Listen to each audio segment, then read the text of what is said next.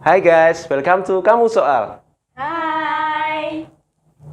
Oke, jadi kali ini di kesempatan yang sangat istimewa ini kita udah kedatangan kakak-kakak yang juga sangat-sangat istimewa deh pokoknya. Waduh. Pokoknya bakal sangat-sangat menginspirasi kalian yang di luar sana. Oke, mungkin bisa perkenalan dulu deh satu-satu nama terus Ya, uh-uh. ini aku ya. Mm-mm. Perkenalkan teman-teman, nama aku Zahra. Aku dari Jogja. Sekarang lagi kuliah di UGM semester 7. Halo semua, perkenalkan aku Sela, masih semester 7 juga, Prodi Gizi Kesehatan FKKMK UGM. Oke. Aku prodinya pariwisata, kelupaan. Oke. Nah, kenapa nih?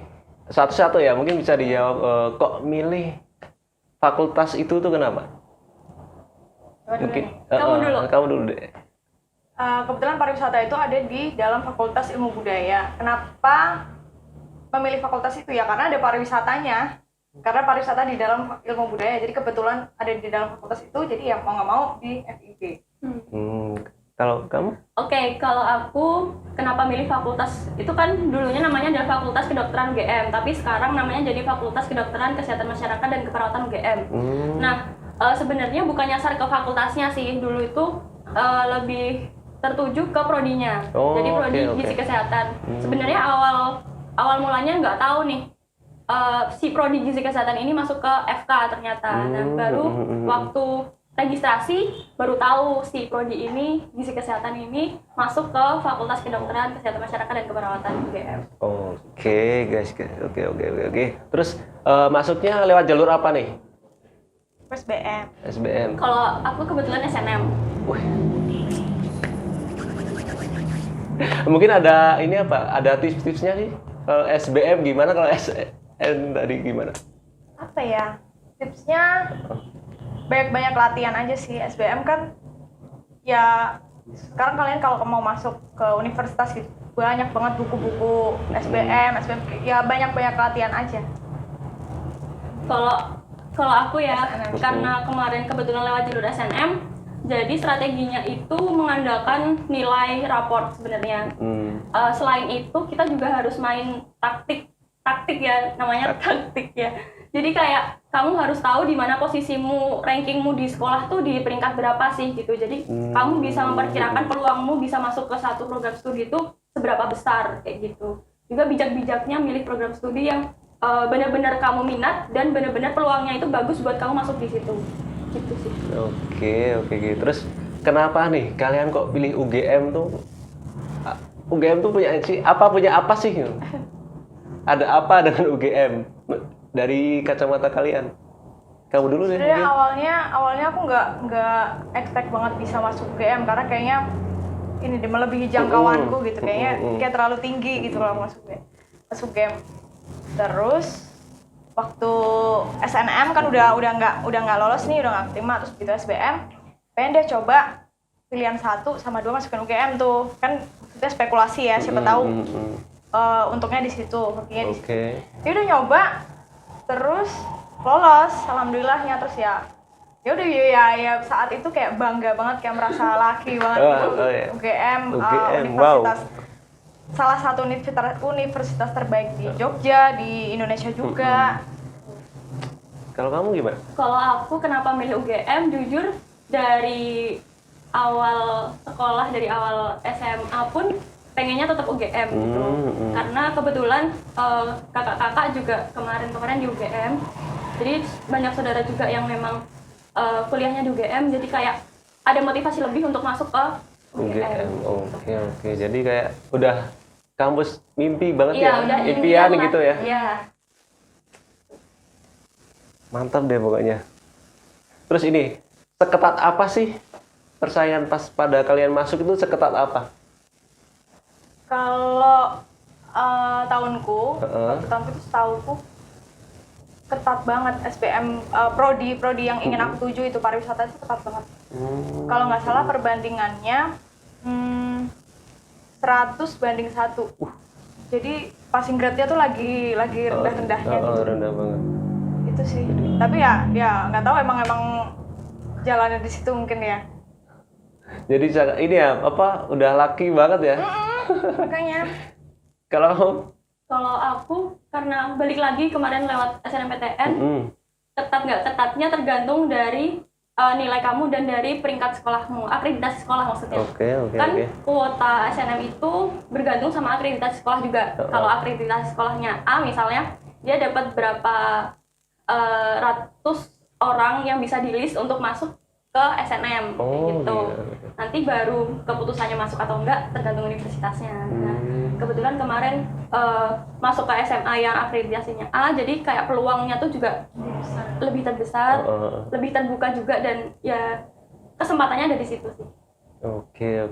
Sama Terus harus paralel perangkatannya itu harus ya bagus. oh ya oke. Terus ini bisa nggak sih apa ya kalian mungkin cerita ke teman-teman, ceritain gimana sih step-stepnya kalian dari awal mau masuk ke kampus Legend ini tuh gimana? waduh. Ini kamu dulu deh yang udah memimpikan itu. Step. Kalau step dulu waktu selesai SMP, mau lanjut SMA nih, kan harus SMA gitu. Masuk SMA ini harus banget milih di IPA, Oh iya. bukan IPS gitu. Karena emang impiannya juga aku pengen kuliah itu di jurusan yang saintek gitu, bukan yang soshum, bukan rumput soshum kayak gitu. Jadi mau nggak mau kuliah SMA-nya harus ngambil yang IPA. Dan kebetulan juga menurutku aku sendiri lebih suka dan lebih lebih mampu untuk menghadapi mata pelajaran di SMA yang IPA kayak gitu, bukan yang ngambil yang IPS gitu. Oke. Kalau kamu Makanya juga lanjut pradinya ke rumpun yang saintek. Oke. bukan yang soshum. Kalau aku kebalikannya. Jadi aku sangat nggak suka exact yang kayak matematika, IPA-IPAan gitu. Kayak harus menghindari itu. Jadi aku SMA aku ambilnya ambilnya aku IPS. Terus karena dari dulu emang udah kebayang dari SMA itu kayak pariwisata asik deh, seru deh gitu. Terus pariwisata kalau nggak ilmu komunikasi waktu itu kepikirannya. Terus ya udah dari awal SMA udah ngambilnya IPS, terus begitu lulus masukin prodinya pariwisata sama ilmu komunikasi. Alhamdulillah keterimanya sesuai sama yang diinginkan. Itu udah. Oke. Terus nih, setelah udah masuk UGM ya, terus bagian yang kalian sukai dari UGM itu apa sih? Apa coba? Apa ya? Apa ya? Kan udah masuk, aduh udah. Iya. Jadi mahasiswa UGM tuh sebenarnya seru banget sih, karena menurutku kampus UGM tuh udah menyediakan segala fasilitas yang diperlukan sama mahasiswanya gitu. Ya walaupun variasinya tergantung sama fakultasnya, cuman secara keseluruhan pun fasilitas sudah ada gitu. Kayak mungkin web pembelajaran, mungkin juga sarana fisiknya kayak perpus dan lain-lainnya itu udah oke banget menurutku. Juga gedung kuliahnya pun bagus, nyaman kayak gitu. Jadi sangat lengkap banget ya? Iya. Kalau kamu?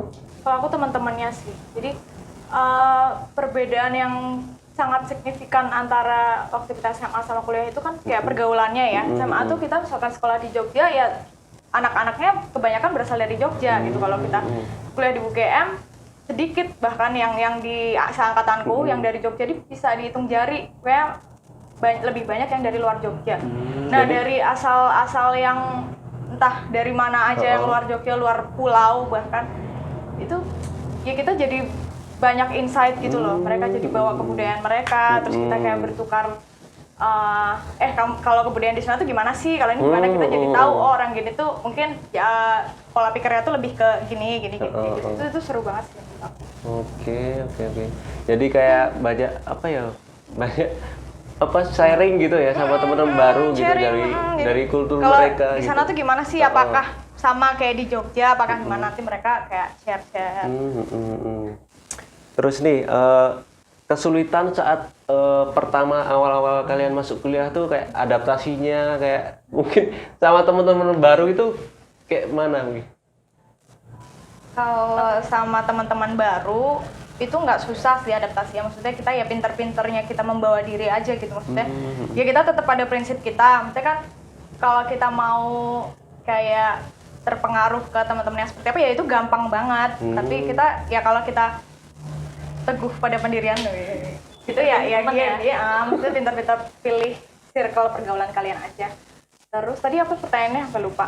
Kayak apa ya, mungkin adaptasinya, tantangannya tuh apa itu gitu? tuh kalau aku yang paling terasa metode belajarnya. Jadi kita kan terbiasa dari SD itu belajar ya guru menyodorkan materi gitu, kita tinggal baca halaman sekian gitu, tinggal baca ngerjain soal gitu. Nah, di kuliah ini kalian nggak menemukan yang seperti itu. Di kuliah itu kalian kayak dosen ngasih silabus nih, terus misalkan minggu pertama topiknya ini kita suruh explore sendiri gitu, terus setelah itu kita diskusi, setelah itu kita presentasi ya. Kebanyakan kayak gitu terus siklusnya gitu. Nah itu yang bikin awalnya tuh kayak kaget gitu, kayak kok gapnya berasa banget gitu, tapi lama-lama kalian juga akan terbiasa. Oke. Ini mungkin kayak pertanyaan apa agak ini ya miring. Uang saku di anak UGM tuh Waduh, kayaknya jangan tanya aku deh kalau uang saku anak UGM. Aku nggak menentu banget, nggak ada di jatah berapa per bulan gitu, enggak. Oke. Cuma sehabisnya ya minta gitu, itu pintar kita mengelola.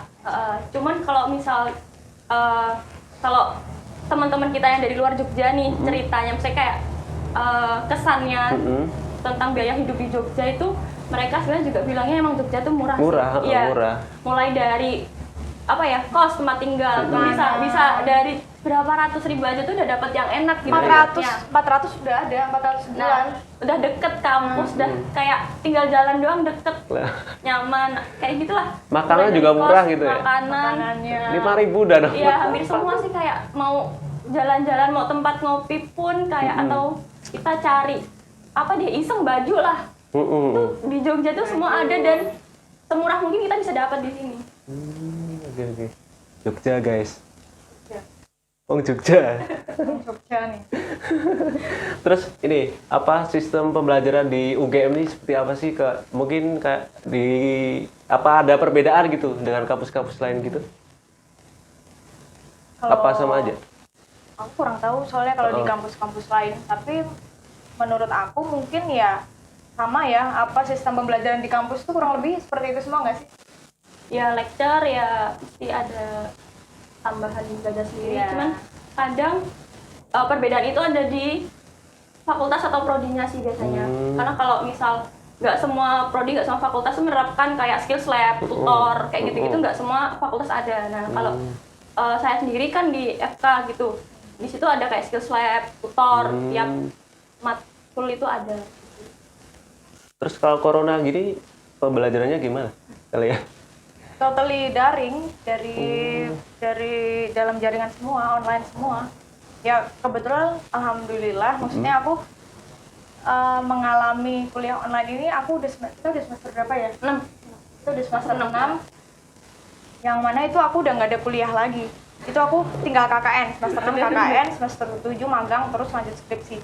Jadi aku nggak merasakan hektiknya kuliah online dengan kayak apa sih, kayak nggak real gak sih kayak kuliah online, terus kita kayak materinya bisa masuk beneran ya gitu. Aku nggak ngalamin, alhamdulillah sih.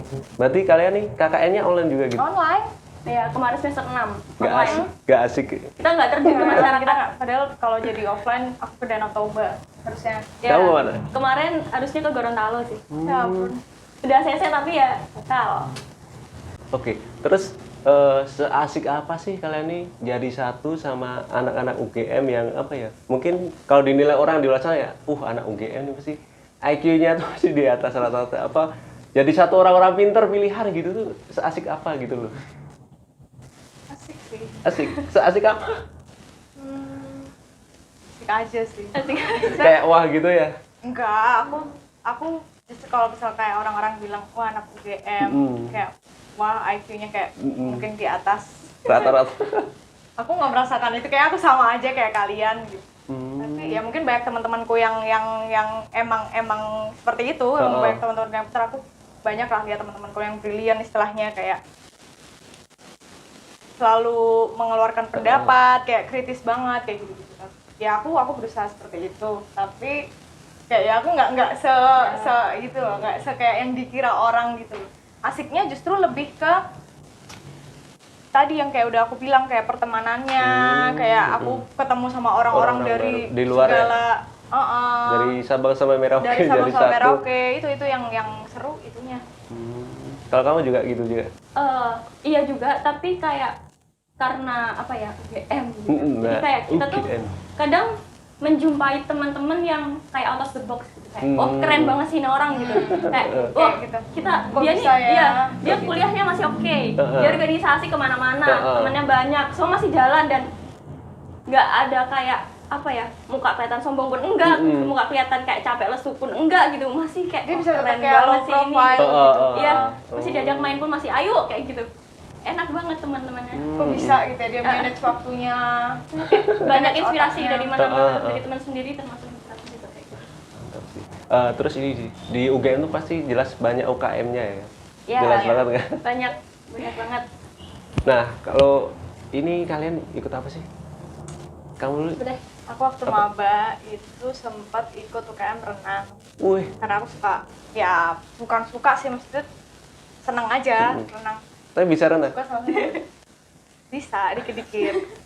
Terus kayak terus kayaknya dua kali pertemuan setelah itu aku skip, udah berhenti karena tempat latihannya itu di Babarsari, sedangkan rumah aku di Jalan Wonosari, jadi bayang nggak jauhnya. karena Jadi jauh.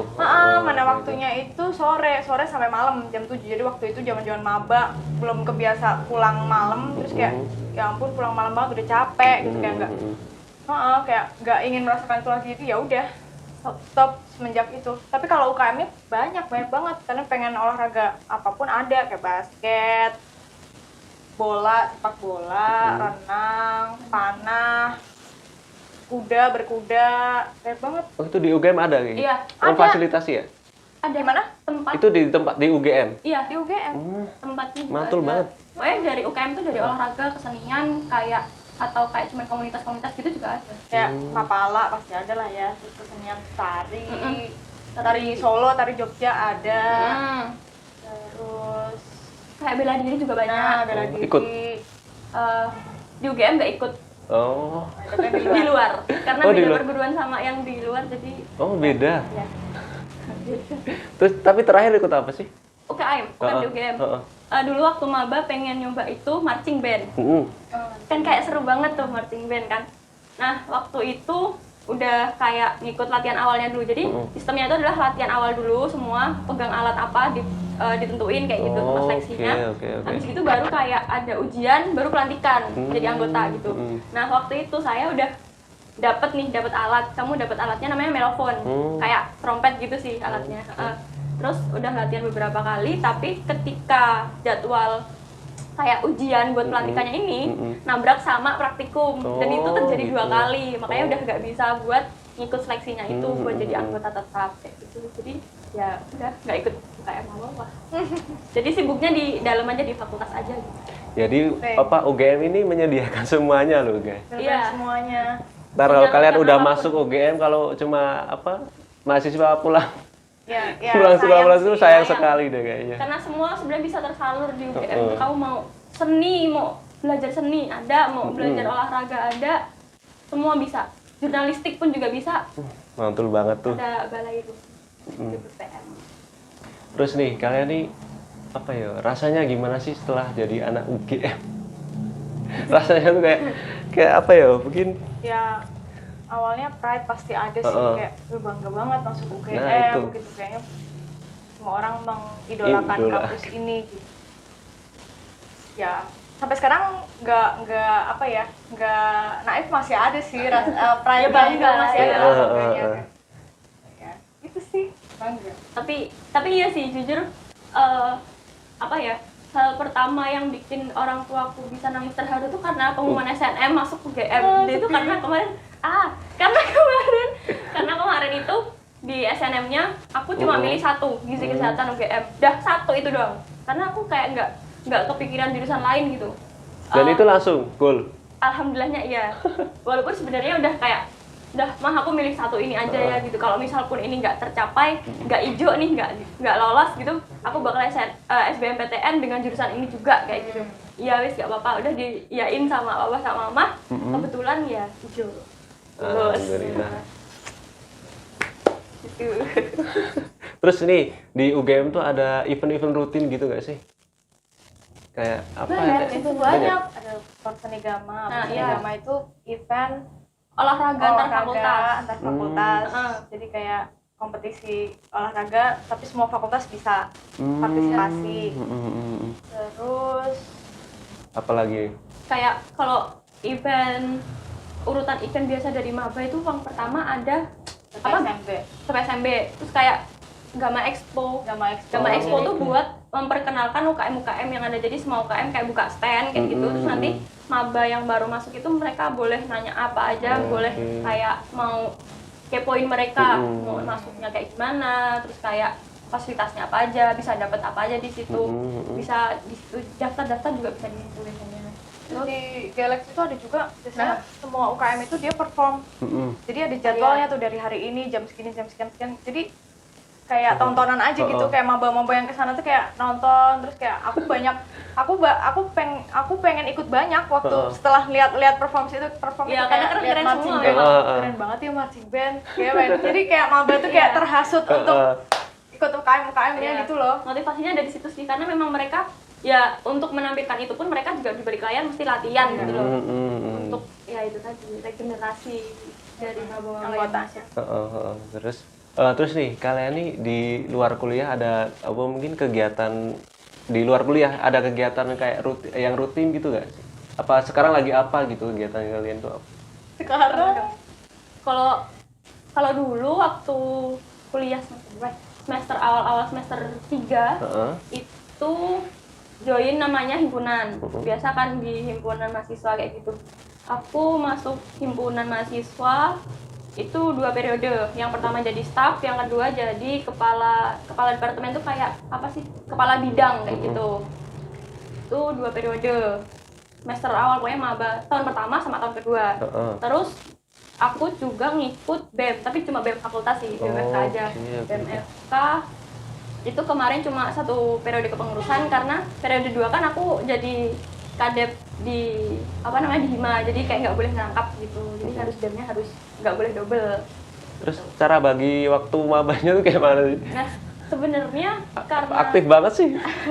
karena apa ya, sebenarnya itu tuh tergantung orangnya juga sih, karena kalau orang yang suka suka cari Kesibukan. kegiatan, Mobile cari banget. temen kayak gitu, bisa banget disalurkan dengan itu gitu. Karena bener-bener di organisasi kayak Hima dan BEM itu tuh kayak membuka pertemanan gitu loh. Kan gak mesti juga satu fakultas kita kenal semua orangnya kan. Iya. Dengan cara kayak gitu kita join BEM, kita join BSO di fakultas itu kita bisa kenal dari lintas prodi. Kayak gitu.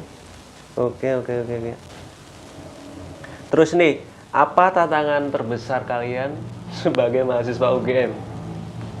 Apa nih? Apa? Tantangan terbesar? Menurutku sih semua kehidupan kampus, semua prodi itu ada kesulitannya masing-masing ya, tergantung kita ngadepinnya kayak gimana. Cuman kalau tantangan yang sangat berat atau kayak bikin stres gitu, kayaknya nggak ada deh. Alhamdulillahnya belum ngerasainnya, nggak ngerasain yang kayak gitu. Iya.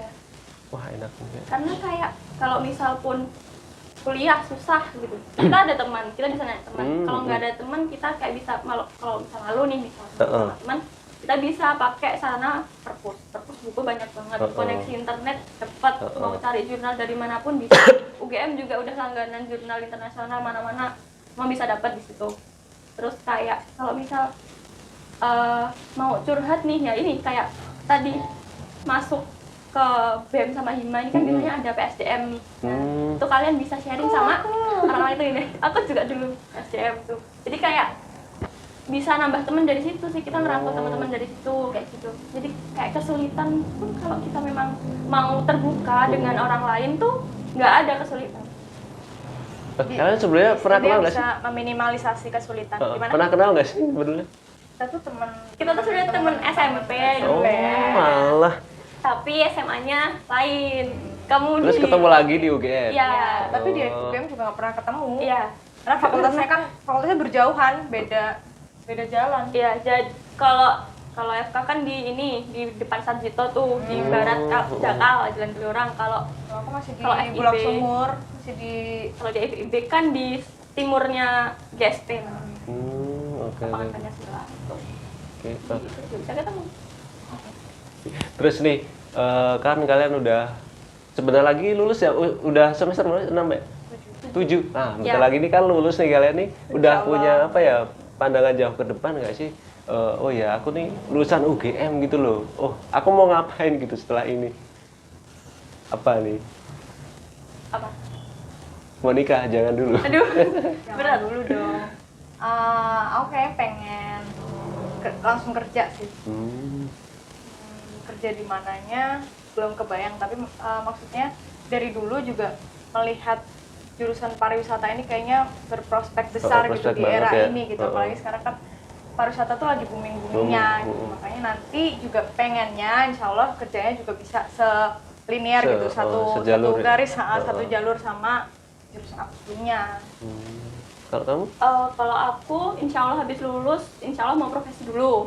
Karena kayak nanggung aja gitu, nggak sekalian Iya, profesi iya. gitu. Iya, sebenarnya profesi ini kan opsional ya. Kalau S1 FISIP pun sebenarnya udah bisa dipakai gitu. Tapi kalau mau ada kewenangan lebih lanjut atau kayak skills lebih lanjut, itu kita bisa profesi dulu 1 Oke. tahun. Terus nih kan kita udah di ujung nih ya, udah di ujung acara nih kayaknya. Mungkin bisa apa ya, kalian kasih tips-tips pada teman-teman yang di luar sana nih. Teman-teman di luar pasti banyak yang apa ya, pertanyaannya tuh UGM gini loh, UGM gitu loh. Mungkin kalian ada pesan-pesan nggak sih buat teman-teman di luar sana tuh? Pesan ya. Heeh. Pesan tuh sebenarnya yang penting kalian pernah dengar istilah bahasa Jawa yang penting yakin nggak? Itu tuh benar, itu benar. Jadi selama perjalanan aku menuju UGM ini gitu, aku awalnya kayak ya pesimis pasti ada kayak bisa nggak sih gitu. Tapi di balik kepesimisanku itu aku ada di dalam apa ya, hati yang paling kecil gitu, kayaknya aku bisa deh gitu, kayak aku bisa. Nah, dengan keyakinan itu kalian tuh bisa jadi kayak punya power gitu loh, kalian tuh bisa jadi kayak punya power kayak ya memang itu yang aku tuju gitu. Jadi ya hilangkanlah kayak negatif thinking, kayak kalian kan biasanya overthinking nih kayak masa sih aku bisa kayak gitu. Udah itu hilangin aja gitu. Udah intinya optimis. Dan where there is a will there is a way. Kalau kamu? Kalau mungkin dari tadi kan ini ya kayak sugesti gitu. Ya, iya benar. Nah, di balik sugesti juga tetap harus ada usaha dong. Dan doa, aku lupa bilang. Oke. Dan doa. Di balik sugesti harus ada usaha sama doa. Usaha ini nggak memungkiri ya, karena kita nggak bisa cuma mengandalkan laki aja, kita harus usaha. Nah, kalau aku dulu emang harus banyak latihan soal. Kayak dulu aku kan sempet bimbel, aku harus habisin buku soal dari bimbelku itu gitu. Ya emang sih, maksudnya jangan terpaksa gitu, ngerjain soal tuh jangan terpaksa, kamu harus enjoy ngerjain soal gitu. Mungkin kalau target pribadi, target individu kamu dengan dirimu sendiri gitu nggak apa-apa, cuman kayak jangan sampai matok, sampai stres gitu, jangan. Yang penting tetap jalan, tetap ngerjain soal kayak gitu. Karena balik lagi tadi, kalau misal orang cuma mengandalkan laki, misal kayak aku kemarin nih, untungnya masuk SNM, coba kalau aku nggak belajar sama sekali, SBM tuh bakal kayak apa. Nah, walaupun kemarin kayak gitu pun aku tetap belajar gitu. Sebelum pengumuman SNM pun aku tetap masih lanjut les, aku masih di bimbel masih tiap hari, masih ngerjain soal juga. Jadi kayak harus mempersiapkan lah. Prepare gitu ya? Iya, prepare for the worst pokoknya, apapun. Jadi kamu harus usaha dulu nyampe kamu mentok baru aku pasrah. Iya, pasrah pun tetap harus usaha, minta restu orang tua itu juga kunci sih. Itu kunci banget sih, doa orang tua. Iya, milih jurusan pun sebenarnya apa ya, kayak nego juga sih sama orang tua. Kalau kebetulan kan orang tua aku bukan tipikal orang yang memaksa gitu ya, memaksakan anaknya harus milih ini gitu. Tapi ada juga kan orang tua yang kayak pengen anakku tuh pengen masuk ke sini kayak gitu kan. Nah, dari situ tuh mungkin kalian bisa mempertimbangkan juga mungkin orang tuaku nyuruh aku di sini nih ada maksud khusus nih, atau memang doa spesialnya mereka ada di sini yang bakal diijabah sama Allah gitu. Jadi sebelum menentukan bisa juga itu jadiin pertimbangan, direnungkan dulu aja. Siapa tahu memang orang tua kalian itu juga mengerti gitu loh potensi kalian tuh di mana dan sebenarnya minatnya di mana. Karena kan nggak banyak juga orang yang kayak merasa aduh aku salah jurusan. Padahal itu dia milih sendiri kayak gitu. Aku milih ini tapi kayak waktu udah dijalanin, aduh kok aku kayaknya salah jurusan deh. Kayaknya bener deh kemarin aku ngikut sama Om aja pilihannya ini gitu. Kan kadang orang kayak gitu juga. Makanya harus direnungkan dari berbagai sisi, berbagai pihak yang dimintain pendapat untuk menentukan si jurusan atau minatnya ini nanti kemana. Oke. Mau nambahin?